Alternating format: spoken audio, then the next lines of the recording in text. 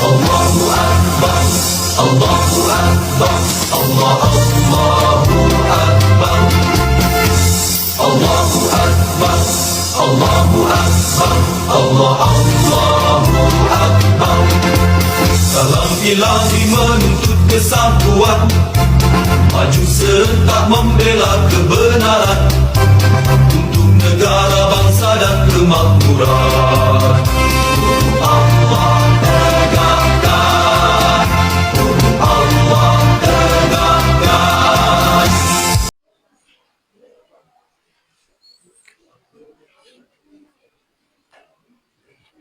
Assalamualaikum warahmatullahi wabarakatuh.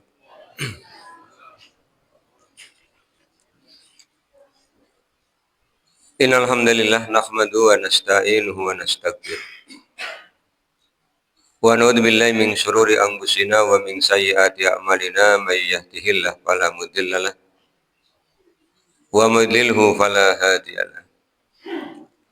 Asyhadu an la ilaha illallah wahdahu la syarika lahu wa anna Muhammadan abduhu wa rasuluh. Allahumma shalli ala Muhammad wa ala ali Muhammad kama shallaita ala Ibrahim wa ala ali Ibrahim wa barik ala Muhammad wa ala ali Muhammad kama barakta ala Ibrahim wa ala ali Ibrahim innaka Hamidum Majid. Bapak dan Ibu yang mudah-mudahan dirahmati oleh Allah. Syukur alhamdulillah marilah senantiasa kita panjatkan kehadirat Allah Subhanahu wa taala atas seluruh limpahan nikmat yang telah Allah berikan pada kita. Salawat, salam, dan keberkahan kita mohonkan kepada Allah agar senantiasa tercurah kepada Rasulullah Muhammad sallallahu alaihi wasallam dan keluarganya, sebagaimana Allah telah mencurahkan salawat, salam, dan keberkahan kepada Nabi Ibrahim alaihissalam dan keluarganya. Bapak dan Ibu yang mudah-mudahan dirahmati oleh Allah, melanjutkan kajian tafsir Al-Quran. Masih di Al-Quran surah Ali Imran. Setelah pada pekan yang lalu kita kaji ayat 1 sampai dengan ayat yang keempat. Maka pada pagi hari ini kita akan kaji ayat 5 dan ayat yang ke-6. Ini pembagian yang dilakukan oleh Al-Hafidh Imam Ibnu Katsir dalam tafsir beliau. Pada ayat yang kelima dari Al-Quran surah Ali Imran, Allah Subhanahu wa taala telah menyampaikan, A'udzu billahi minasyaitonir rajim. Bismillahirrahmanirrahim. Innallaha la yakhfa 'alaihi syai'un fil ardi wala fis sama'. Innallaha, sesungguhnya Allah, la yakhfa, tidak ada yang tersembunyi, alaihi, atas Allah, syai'un, sesuatu, fil ardi, di bumi, wala bis sama'i, dan tidak ada yang tersembunyi bagi Allah yang ada di langit. Setelah pada ayat-ayat sebelumnya Allah Subhanahu wa taala menyampaikan tentang sifat Allah di ayat yang kedua dengan kalimat Allahu la ilaha illa huwal hayyul qayyum. Allah al-hayyu yang maha hidup, Allah al-qayyum yang maha berdiri sendiri. Kemudian di ayat berikutnya Allah SWT juga menyebutkan salah satu asma Allah, Azizun, Allah maha perkasa, Zungtikom, Allah pemilik pembalasan. Maka di ayat ini, ayat yang kelima, Allah SWT menyampaikan pernyataan yang menjadi bagian dari Al-Asmaul Husna. Allah SWT menyebut dirinya Al-Basir, maha melihat.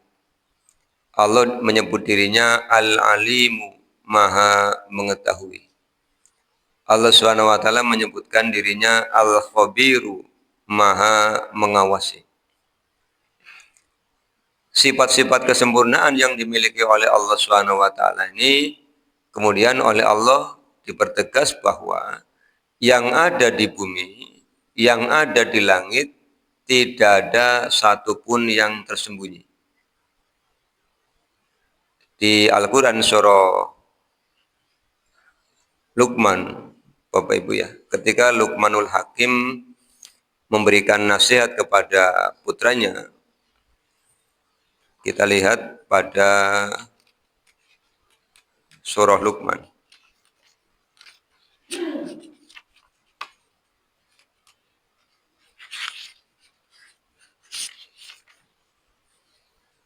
Ayatnya 16. Ya bunayya innaha in taku misqala habbatin min khardalin fatakum fi syukhratin aw fis samawati aw fil ardi ya'ti bihallah innallaha latifun khabir.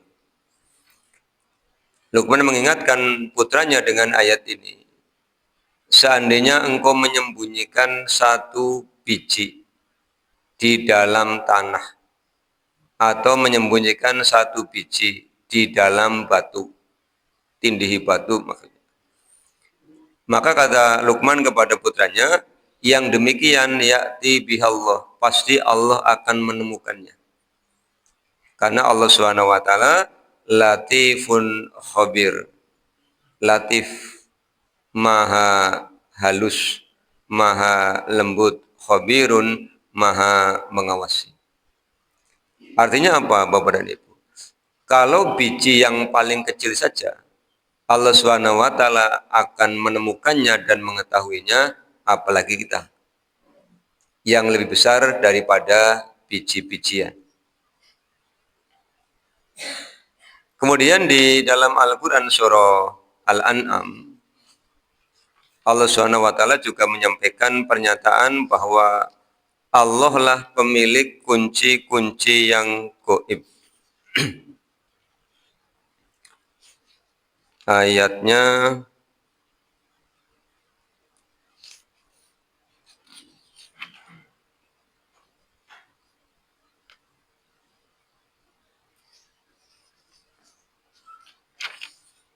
depannya wa indahu, Bapak Ibu.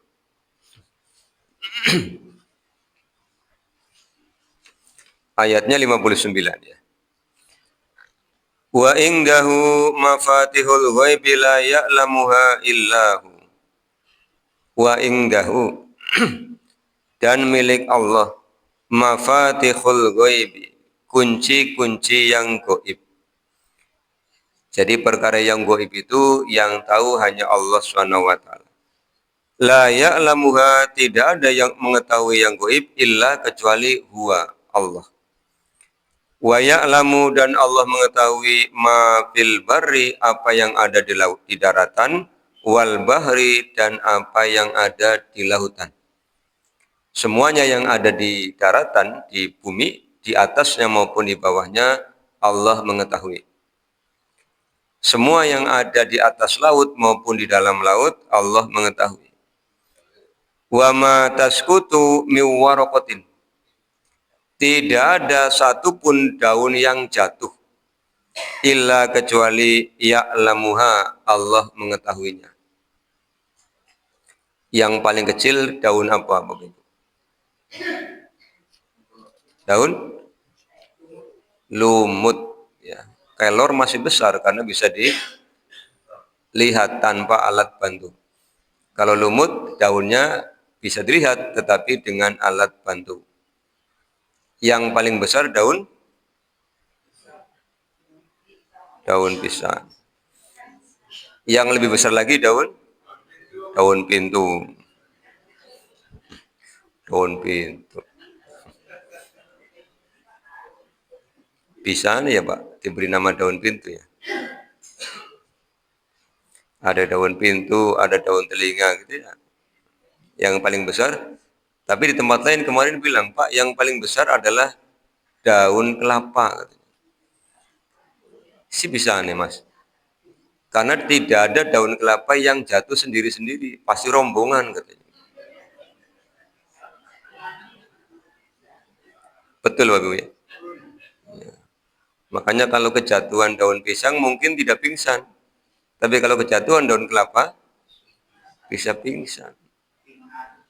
Soalnya jatuhnya bersama pelepahnya. Gitu ya. Wala habbatin, dan tidak ada satu biji pun fil dulumatil ardi, di dalam gelapnya bumi.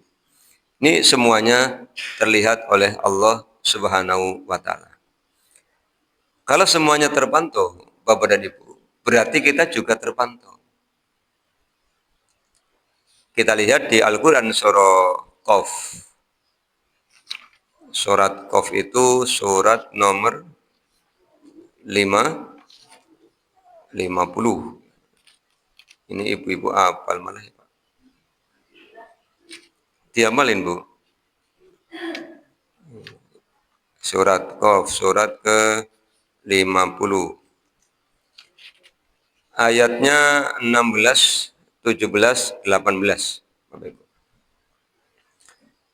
Walaqad khalaqnal insana, walaqad, dan sungguh khalaqna, kami telah menciptakan al insana, manusia. Wa na'lamu, dan kami mengetahui ma tuwaswisu, apa yang dibisikkan bihi, dengannya, nafsuhu, di dalam dirinya. Wa nahnu, dan kami aqrabu, lebih dekat, ilaihi, kepada manusia, min hablil warid, dibandingkan urat lehernya. Allah maha dekat, Allah maha mengawasi, Allah tahu yang dibisikkan oleh kita dalam diri kita. Tiap hari kan kita melakukan kegiatan 4 hal, Bapak dan Ibu. Yang pertama, kegiatan yang dilakukan oleh anggota badan. Itu Allah tahu. Kita juga bisa melihat, orang lain juga bisa melihat. Yang kedua, kita melakukan kegiatan yang dilakukan oleh lisan kita. Kita bisa mendengar, orang lain juga bisa mendengar. Kemudian ada 2 kegiatan yang hanya diketahui oleh diri kita dan diketahui oleh Allah SWT. Kegiatan apa? Kegiatan yang ada di dalam hati. Apa yang kita niatkan, Allah tahu. Makanya kalimatnya, wa na'lamu ma tuwaswisu bihi nafsuh. Sehingga kita harus hati-hati, jangan sampai dalam hati muncul kerentek-kerentek yang tidak baik. Muncul lintasan-lintasan keinginan yang tidak baik. Ketika kita lagi bahagia, Allah tahu. Ketika kita lagi sedih, Allah tahu. Ketika kita sedang dengki, Allah tahu. Ketika kita sedang sombong, Allah juga tahu. Tidak ada yang tersembunyi. Maka hati-hatilah dengan hati. Karena dalam hati bisa ada sakit hati, bisa ada tinggi hati, bisa ada patah hati. Kok patah hati? Patah hati sih bisa nih. Ngarep-ngarep hadiah jebule ora oleh kan patah hati. Gagal itu ya. Kemudian kita lihat ayat 17 Al-Quran surat Qaf. Idh, ketika yatalaqqal mutalaqiyani anil yamini wa anis shimali qa'id. Ingatlah ketika ada 2 malaikat yang berada di kanan dan kiri kita, qa'idun, duduk. Jadi tiap hari itu ada 2 malaikat yang membersama kita duduk-duduk. Ma yalbidu min qaulin, tidak ada satu ucapan pun yang terlewat, illa kecuali ladaihi, atasnya, raqibun atidun, dicatat dan diawasi. Maka kadang kita kemudian biasa menyebutnya dengan malaikat raqib dan atid. Itu posisinya duduk di sebelah kanan kita dan duduk di sebelah kiri kita. Maka setelah ngaji ayat ini, Ibu dan Bapak, jangan pernah mengatakan mumpung sepi langkah sing weruh. Tidak bisa. Karena ada raqibun atidun, ada Allah. Allah tahu, malaikat mencatat. Sehingga pernah ada kejadian, ya, saya membaca ada masjid yang senantiasa kehilangan barang-barang milik jamaah. Kalau sandal itu biasa. Ini yang luar biasa, motornya jamaah hilang. Tapi DKM-nya sudah punya komitmen, apapun barang yang hilang akan diganti. Nah ini kan motor sampai 2 kali kan ya lumayan. Ya. Akhirnya kemudian diberi tulisan 3. Tulisannya begini. Ini saya baca di bukunya beliau, Ketua DKM Masjid itu. Masjid ini diawasi oleh Allah Subhanahu wa taala. Diawasi oleh Allah. Padahal kan tidak hanya masjid, Pak. Seluruh alam semesta diawasi oleh Allah. Artinya DKM-nya setelah rapat kemudian berkesimpulan perlu ditumbuhkan perasaan keimanan kepada siapapun yang datang ke masjid. Bahwa masjid ini dan seluruh alam semesta ini diawasi oleh Allah Subhanahu wa taala. Kemudian di bawahnya tulisannya dicatat oleh malaikat Raqib Atid. Baru yang ketiga, direkam oleh CCTV. CCTV-nya nomor 3, nomor 1-nya Allah. Sejak saat itu sampai buku itu ditulis, kata beliau, Ketua DKM Masjidnya, tidak pernah lagi ada jamaah yang lapor kehilangan. Jadi begitu orang masuk ke area masjid, lihat tulisan, itu sudah takut, oh iya, diawasi Allah, ini bahaya. Dicatat malaikat Raqib Atid, ini bahaya, direkam oleh CCTV. Ini kaitannya nanti dengan hukum manusia. Kalau yang 2 kaitannya nanti ketemu di mahsyar. Itu perlu digugah perasaan senantiasa diawasi oleh Allah Subhanahu wa taala. Karena begini Bapak dan Ibu. Banyak orang yang ketika di depan orang lain dia bisa tampil menjadi orang yang baik. Tetapi ketika berada dalam kesendirian, dia kembali kepada karakter aslinya. Penyebabnya apa? Penyebabnya karena lupa bahwa ketika banyak orang tetap ada Allah, ketika sendirian tetap ada Allah. Ini yang kadang-kadang orang suka lupa. Kita lihat di Al-Quran surah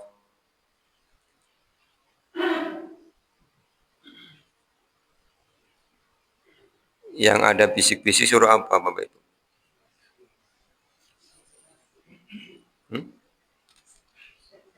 Bisik-bisik.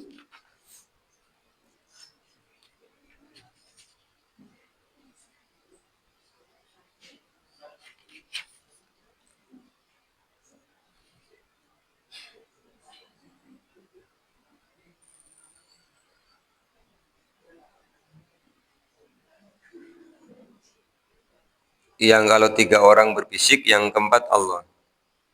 Kalau ada 4 orang, yang kelima Allah. Itu diingatkan oleh Allah Subhanahu wa taala. Di juz 8, Bapak, ada yang hafal?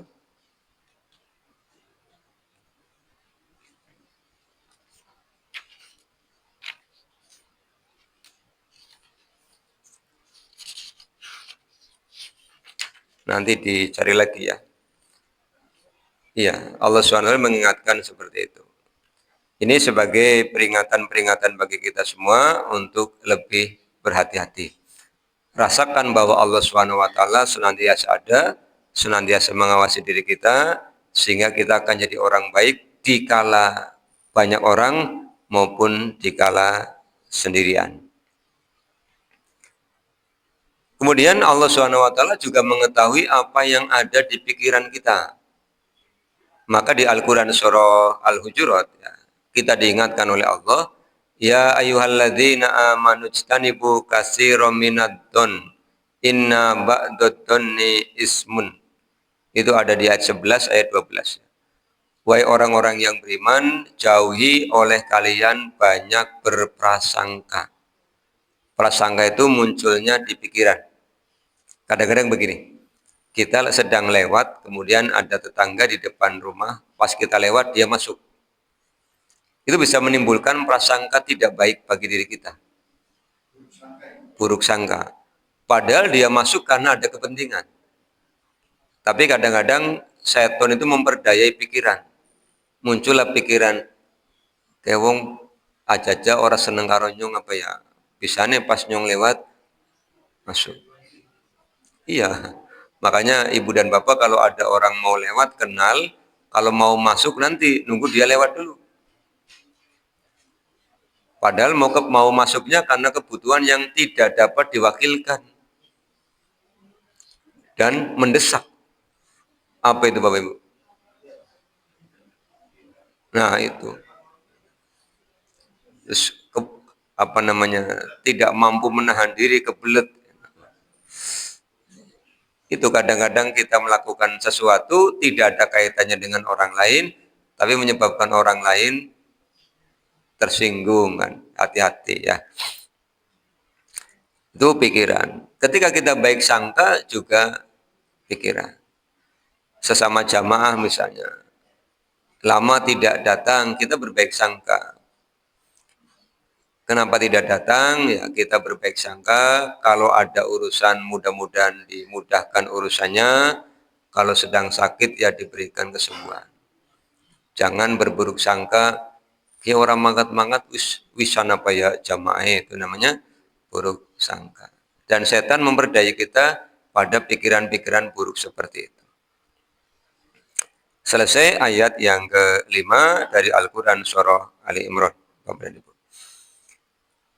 Kemudian ayat yang ke-6, Allah Subhanahu wa taala menyampaikan, Huwallazi yusawwirukum fil arhami kaifa yasha.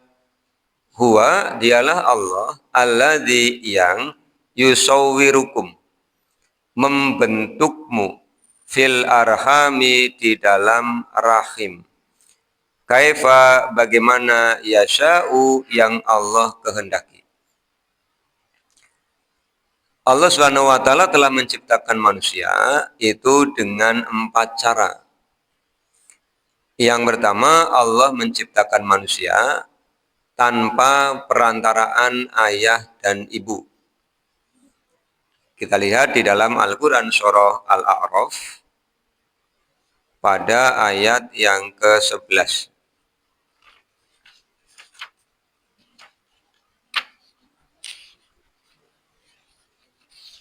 Allah Subhanahu wa taala menyampaikan, walaqad khalaqnakum, walaqad dan sungguh-sungguh khalaqnakum kami telah ciptakan kalian, summa sawarnakum kemudian kami yang membentuk kalian.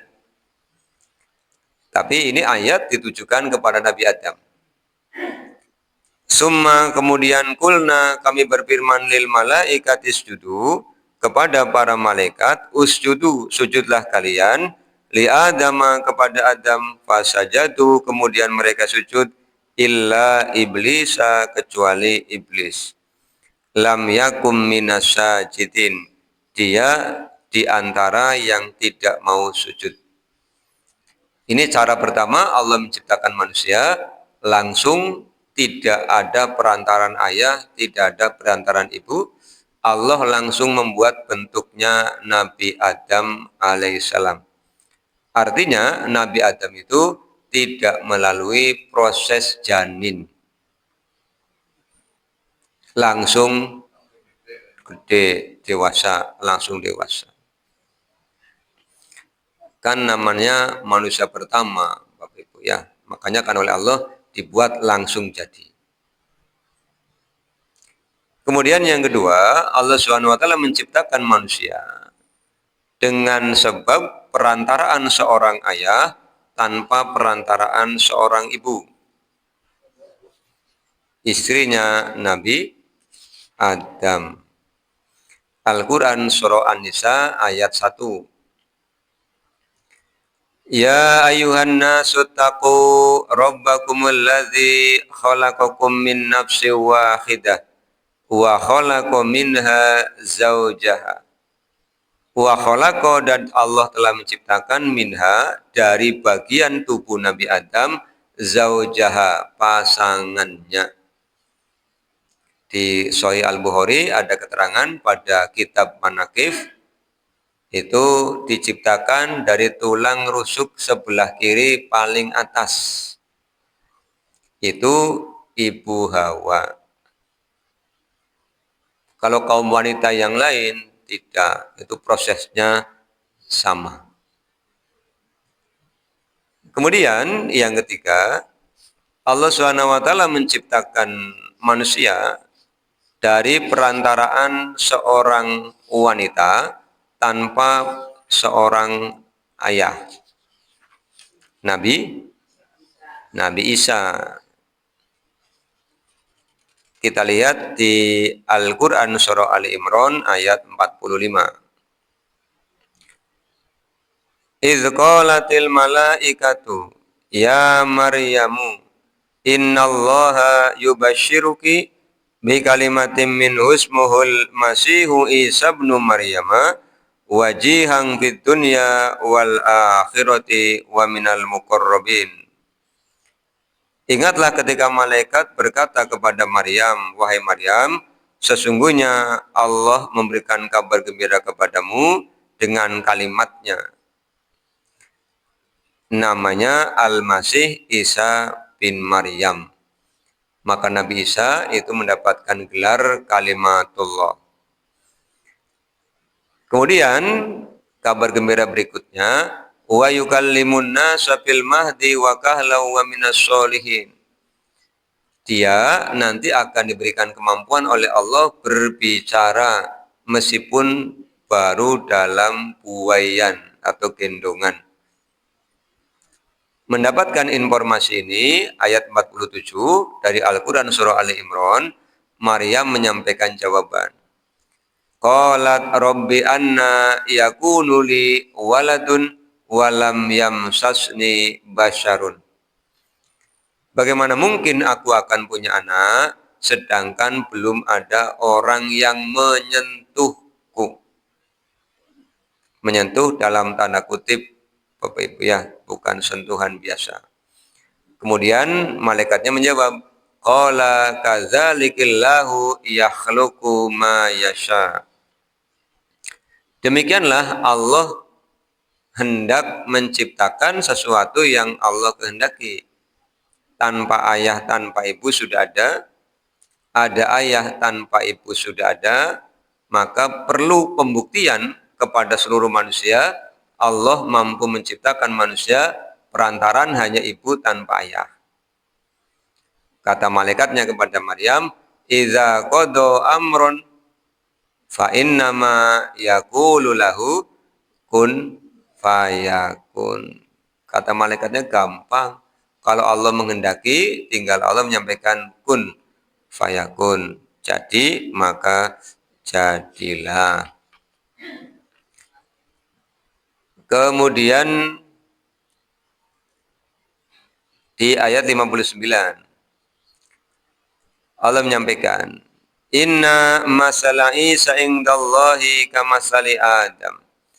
Sesungguhnya perumpamaan penciptaan Nabi Isa itu tidak beda jauh dengan perumpamaan penciptaan Nabi Adam. Khalaqahu min turabin. Allah telah menciptakan Nabi Adam, telah menciptakan Nabi Isa, bahan bakunya dari turab, tanah. Summa kemudian qala lahu kun fayakun. Jadi disiapkan tanahnya oleh Allah, kemudian Allah bilang kun fayakun, Nabi Adam jadi. Nabi Isa di dalam kandungan ya sama, kun fayakun. Kemudian ibunda Maryam hamil. Bagaimana dengan penciptaan manusia yang lain? Kita lihat yang pertama di Al-Quran surah At-Tariq. Surah At-Tariq Bapak Ibu ya. Allah SWT menyampaikan, "Falyanzuril insanu mimma khuliqa. Khuliqa mimma ingzafik yakhruju min baini sulbi wat taraib." Ayat 5, 6, dan 7 dari Al-Quran surah At-Tariq. Falyanzuril insanu, maka hendaklah manusia itu memperhatikan mimma daripada apa? Khuliqa, dia diciptakan. Khuliqa, manusia diciptakan mimma ingzafik, dari air yang memancar. Yahruju, yang keluar mim baini sulbi wat taraib, dari tulang rusuk dan tulang dada. Itu Allah menjelaskan proses awalnya. Kemudian di Al-Quran surah, ada lagi Bapak Ibu ya. Dalam? Iya, nanti satu-satu ya Pak. Nah, nanti kita cek. Kemudian surah Abasa. Surah Abasa ayatnya 17, 18, 19, 20, 21, 22, 23 ya. Ini perjalanan penciptaan manusia. Kutilal insanu ma akfaroh. Kutila, bukan dibunuh ya maknanya. Binasalah. Kutilal insanu, binasalah manusia itu ma akfaroh, atas sebab kekafirannya. Min ayyi syai'in khalaqah, dari manakah dia itu dijadikan? Min nutfatin khalaqahu faqaddarahu, asalnya dari nutfah. Allah menciptakan manusia asalnya berupa nutfah. Faqaddarahu, kemudian Allah menetapkan ukurannya. Makanya ketika bayi lahir itu beratnya beda-beda karena Allah yang menetapkan ukuran. Mesti kalau mendengar kabar bayi lahir kita tanya, pertama, lanang wadon? Lanang. Abote pira? 3 kilo. Dawane pira? Pira Bu? Hah? 50 cm. Masa lahir langsung 1 meter kan ya orang mungkin.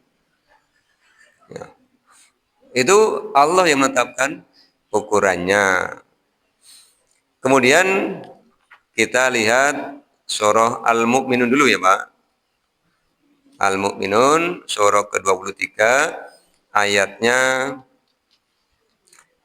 12, 13, 14. Ini kalau ibu-ibu itu lebih hafal. Kalau periksa ke Bu Bidan atau ke dokter kandungan, itu di dindingnya ada gambar itu. Proses perkembangan janin. Jadi sekian pekan, sekian pekan, sekian pekan itu ukurannya beda-beda. Allah sudah menginformasikan ini 15 abad yang lalu. Bapak dan Ibu. Walaqad, dan sungguh khalaqna, kami telah menciptakan al-insana, manusia, min sulalatim min tinin, dari saripati tanah. Jadi asal usul kita itu oleh Allah diambilnya dari saripati tanah. Kan yang kita makan berasal dari berbagai macam tumbuhan. Kembali ke Abasa tadi. Falyanzuril insanu ila ta'ami anna sababnal ma'a sabba summa saqaqnal ardo saqqa fa'ambatna fiha habba wa inaba wa godba. Itu Allah yang menumbuhkan. Yang dimakan kemudian sebagiannya menjadi sebab terproduksinya bibit laki-laki dan bibit perempuan. Itu nutfah, sperma dan Ofum kalau dalam pelajaran ilmu alam. Summa kemudian ja'alnahu kami menjadikannya nutfatan nutfah fi qararim makinin di tempat yang kuat apa rahim. Begitu terjadi pernikahan, kemudian seorang ayah mendatangi ibu, seorang suami mendatangi istri, terjadi proses pembuahan, spermanya ketemu opum di tuba falopi, nemplok di dalam dinding rahim. Ketemu namanya zigot. Zigot ya, nutfah itu zigot. Kemudian kata Allah, summa kemudian khalaqnan nutfata, kami ciptakan dari nutfah itu alaqatan, menjadi gumpalan darah. Fa khalaqnal alaqata mudghatan. Nah, kemudian dari gumpalan darah ini diubah lagi menjadi mudghah. Fa khalaqnal mudghata idoman.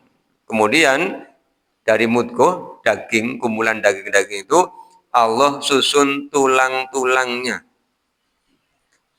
Fakasawnal idoma lahma. Kemudian kami bungkus daging-daging itu dengan lahma, dengan daging.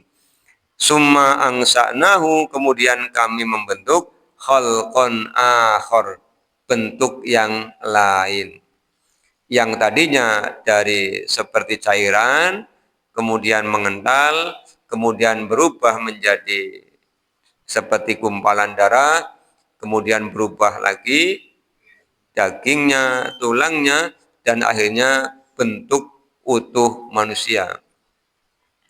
Kalau lihat gambarnya itu merkungkung, Bapak Ibu ya.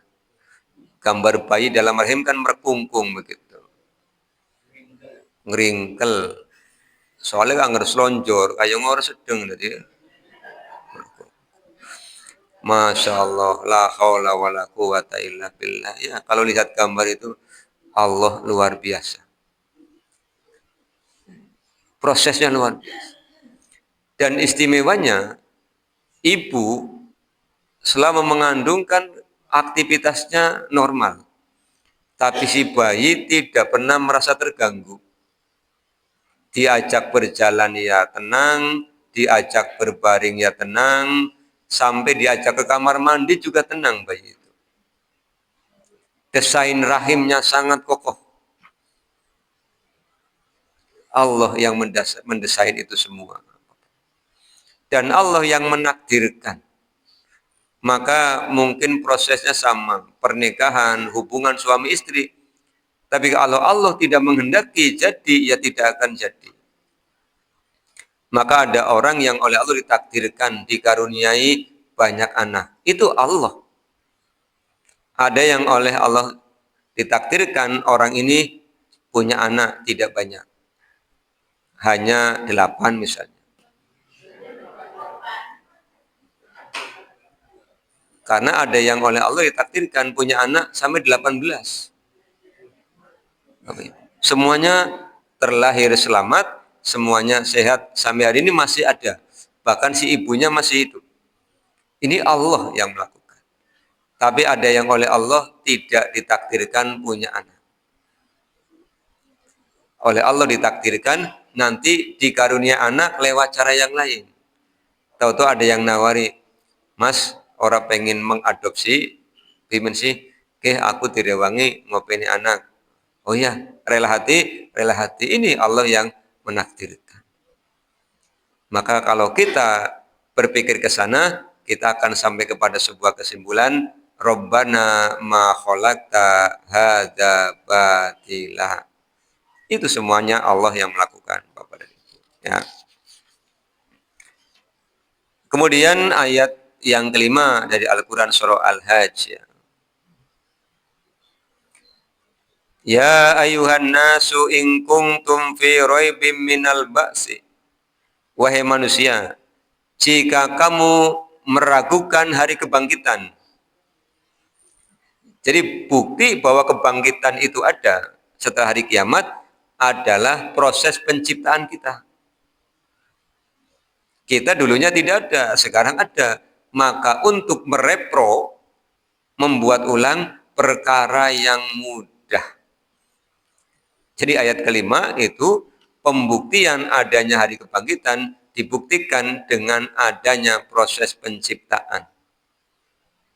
Kalau di Al-Mu'minun memang Allah menjelaskan proses penciptaan. Tapi kalau di Al-Hajj ayat 5 menjelaskan pembuktian kepastian akan adanya hari kebangkitan. Ini kan sama dengan yang ada di surah Yasin. Ketika Rasulullah menyampaikan setelah kiamat kalian akan dihidupkan kembali. Orang-orang Quraisy kan bubar. Kemudian mereka ada yang datang membawa tulang belulang. Terus bilang, apakah yang seperti ini akan hidup kembali?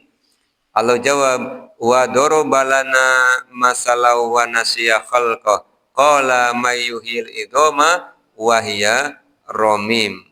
Kul yuhi halladhi angsyaha awwala marro. Katakan Rasul, perkara menghidupkan itu gampang. Menciptakan saja. Dari tidak ada menjadi ada, apalagi hanya mengulang penciptaan. Gampang kata Allah. Nah ini ayat kelima dari Al-Quran Surah Al-Hajj memberikan penegasan itu. Kalau kamu ragu, coba pikir. Dari saripati tanah, berubah menjadi sperma dan ovum, berubah menjadi sigot, berubah menjadi apa bu? Janin ya. Terus sampai berubah bentuknya menjadi sempurna. Tapi ketika sudah menjadi sempurna, kenapa kalian sombong? Ini pertanyaan yang harusnya menggugah hati dan pikiran kita manusia, ibu dan bapak ya. Sama didengar di dalam Al-Qur'an surah Al-Insan. Ini inna khalaqnal insana min nutfatin amsajin nabtalihi faja'alnahu sami'an basiro. Yang tadinya nutfah begitu sudah sempurna bentuknya diberikan kemampuan untuk sami'an basiro, mampu mendengar dan mampu melihat. Tapi ketika sudah jadi manusia itu imma syakirun wa imma kafuro, ada yang bersyukur dan ada yang kufur. Makanya kata Allah kan wa anna aktsaron nasi la yaskurun, memang kebanyakan manusia tidak pandai bersyukur. Padahal kalau manusia itu sendiri menolong orang, orangnya tidak berterima kasih, jengkel. Bapak Ibu. Contoh beginilah, lagi naik sepeda, ada yang menghentikan, minta bonceng. Kalau naik motor minta bonceng kan tidak begitu berat. Kalau naik sepeda, minta bonceng itu kan berat. Manjat pisan, ya. Manjat jembatan kan agak tinggi. Begitu sampai ke tempat tinggalnya, dia turun, ngloyor. Orang ngomong terima kasih, matur nuwun, sukron, thank you very much ya. Pasti ngelendeng. Wong ka laka matur nuwune babar blas kan begitu. Apalagi kak ko tuku es kan gitu kan, Pak. Artinya apa? Manusia saja berharap orang yang ditolongnya itu memberikan ucapan terima kasih. Tapi kalau dengan Allah lebih tidak terima kasih lagi. Dari tidak ada diciptakan menjadi ada. Setelah ada disiapkan kehidupannya. Surat Al-A'raf ayat 10. Allah menyampaikan walaqad makkannakum fil ardi waja'alna lakum fiha ma'ayis. Kata Allah, kami yang meletakkan kamu manusia di bumi dan kami siapkan fasilitas kehidupan. Air milik Allah, bumi milik Allah, oksigen milik Allah, semua makanan minuman milik Allah. Tapi dipanggil oleh Allah tidak mau datang, apa namanya, tidak pandai terima kasih. Kan begitu Bapak dan Ibu. Kita kadang-kadang di bulan-bulan ini kan banyak dapat undangan. Diajak teman. Kemudian bilang, ndak bisa hari ini, kenapa ada undangan walimah? Ya ndak apa-apa ditinggal, ndak. Sebab yang ngundang tetangga dekat. Orangnya baik banget. Ngalem, baiknya pakai banget. Kenapa baik banget? Kalau dia bepergian, pasti pulangnya ngasih oleh-oleh. Ditanya, setahun bepergian berapa kali? 2 kali. Ngasih oleh-olehnya berapa kali? 2 kali. Diundang untuk tidak datang tidak enak. Padahal Allah ngasih oleh-olehnya 24 jam, 365 hari. Tapi ketika Allah manggil, tidak datang, tidak bilang, aku tidak enak dengan Allah, tidak ada bilang begitu. Maka kalau kita merasa ingin berterima kasih kepada manusia, harusnya lebih merasa berterima kasih kepada Allah. Cara berterima kasihnya apa? Ya kalau diundang marani. Allah memanggil lewat para muadzin, hayya 'alas shalah, jawab la haula wala quwata illa billah, marani. Allah perintahkan, ya ayyuhalladzina amanu, wahai orang-orang yang beriman, dipanggil kan? Ittaqullah, bertakwalah kepada Allah, wa qulu qaulan sadida, berkatalah dengan perkataan yang jujur. Siap ya Allah, mulai hari ini aku mau jujur. Pulang, makan, ditanya istri, pimen Pak, masakan dina kieu asin nemen. Di masak angel-angel ka dipoyoki. Lah jare takon rasane. Kan kata Allah, berkatalah dengan perkataan yang sebenarnya asin. Ketemu maning Pak, kaning nyung jujur bojone ngamuk pimen Pak. Nah, berarti perlu berstrategi. Pimen Pak, masakan hari ini Rasulullah SAW tidak pernah mencela makanan. Kalau enak dimakan, kalau tidak enak dibiarkan. Engkau kan bojone nunggu nih. Delengi baik. Kan ini orang dipangan-pangan ya. Nah, istrinya kan nyicipi. Jebule asin ya Pak, si ngomong kawan dudu nyong kan begitu. Berstrategi ya. Jangan tidak enak bilang enak, goroh dosa. Bapak Ibu ya. Nah, itu. Allah manggil lagi, ya ayuhan nasu, wahai manusia, siap ya Allah, apa tugasnya? Kulu mimma fil ardi halalan thayyiba. Makanlah yang ada di bumi yang halal dan baik, siap ya Allah. Kami hanya akan yang halal yang kami makan, yang baik. Itu namanya orang yang pandai bersyukur. Itu nanti ke sana, Bapak Ibu. Jadi ayat yang ke-6 dari Al-Quran Surah Ali Imran, kita dibangkitkan oleh Allah sifat ngrumangsani. Tahu ngrumangsani ya Bapak ya? Apa? Hah? Tahu diri, mengerti. Namanya orang ditolong oleh Allah 24 jam ya, ada imbal baliknya, kan begitu. Wong kadang-kadang kita dengan tetangga juga begitu, sering nolong, pas tetangga kita minta tolong tidak mau, kan jengkel. Kadang-kadang kan kita ungkit-ungkit kan itu ya. Jenengan tak kayak gue ya, orang kena gue gentenan, adong butuh tak tulungi, lah pas aku butuh lah orang belum nulungi, kan begitu kan? Nah, itu namanya tidak ngrumangsani. Kalau seperti itu nanti tidak ada temannya. Lah ngrumangsani kalau dalam bahasa Al-Quran itu namanya bersyukur. Lawan dari syukur adalah kufur. Surah Ibrahim ayat 7. Wa idh ta'adzana rabbukum la in syakartum la azidannakum wa la in kafartum inna azabi lasyadid.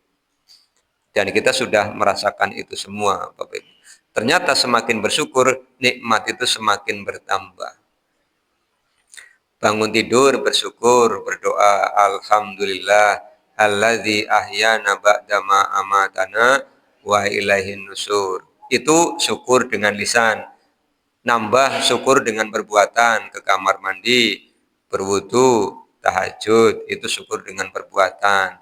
Berdoa, syukur, witir, kemudian gerakan langkah kaki ke masjid untuk jamaah. Nikmatnya luar biasa, jalan pagi hari atau berkendara menikmati oksigen yang masih bersih. Ikut kajian, bersyukur, mendengarkan Al-Quran dibacakan, mendapatkan ilmu. Kemudian pada medang pagi-pagi, bismillah, begitu minum, alhamdulillah, nikmatnya. Yang manis tehnya apa gulanya, Bapak Ibu? Gulanya. Ya. Ngomongnya teh manis ya, padahal yang manis gula. Ya enggak apa-apa, gula itu kalau enak tidak pernah dipuji, kalau salah dicaci maki. Ke asrep ke kurang gula, kan sing digoleti gula, gitu. Angger enak, mone sing enak teh ya kan. Sama dengan uyah, garam. Gitu, kalau masakan enak, ndak pernah diingat, ke uyah sing mari enak ndak. Tapi kalau asin, uyah diganyami. Asrep, uyah diganyami kan gitu ya. Tapi itulah kita manusia.